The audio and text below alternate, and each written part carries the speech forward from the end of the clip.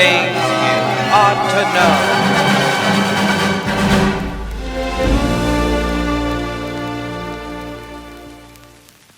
Know. Meet Kai, a grade 12 student only a few days away from graduation. Congratulations, Kai! I'm sure your future will be prosperous and prodigious. Wait, what's that, Kai? You can't graduate until you finish one last assignment? And that assignment is on the folks who predicted climate change, a topic you know nothing about? Oh, Kai, what an odious obstacle you found yourself in. But don't you worry one bit, my phosphorescent fellow. I've got the very information you've been foraging for. Our journey begins in the 1850s with a fresh-faced scientist by the name of Eunice Foote, a women's rights activist, a scientist, and a climate pioneer. Eunice was a true go-getter. In 1856, while conducting experiments using an air pump and glass cylinders filled with different gases, Eunice found that CO2 gas got hot, much hotter than other gases, and stayed hotter longer. She suggested that CO2 and water vapor trap heat better than other gases, causing the Earth to heat up.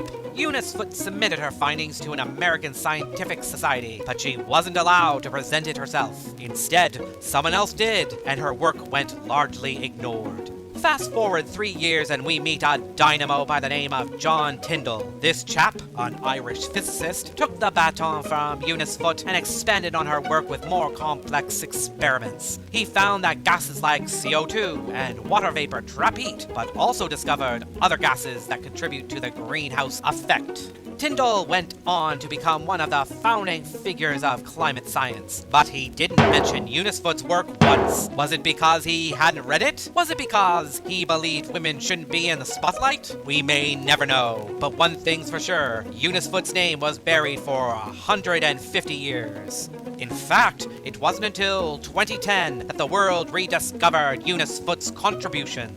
Our next climate change pioneer is a fine fellow by the name of Guy Stewart Callendar, a steam engineer by day and a global temperature data collector by night. In the 1930s, he compared temperature readings with historic measurements of CO2. And guess what he found, Kai? A clear pattern. Callendar was the first to suggest that human activities, like burning fossil fuels, were heating up the planet. But back then, in 1938, people were skeptical. After all, the idea that humans could affect something as vast as the Earth's climate was just too big to believe. It wasn't until after World War II that the truth of what Callendar had proposed became clear. And now, Kai, let's head to Japan, where a trailblazer named Katsuko Sarurashi made waves in the world of oceanic science. After graduating from the Imperial Women's College of Science, Katsuko dove into studying carbon dioxide levels in seawater, a topic few had explored at the time. In the 1950s, she developed a groundbreaking method by measuring CO2 in the ocean using temperature, chlorinity, and pH, what would later be known as Sarurashi's table. This method became a global standard for scientists studying oceanic carbon levels. But Katsuko's discovery didn't stop there. She found that the Pacific Ocean was actually releasing more carbon dioxide than it was absorbing, a revelation that had massive implications for understanding climate change. Not only was she a pioneering scientist, but she also founded the Society of Japanese Women Scientists, breaking down barriers for women in science all over the world. What a legacy!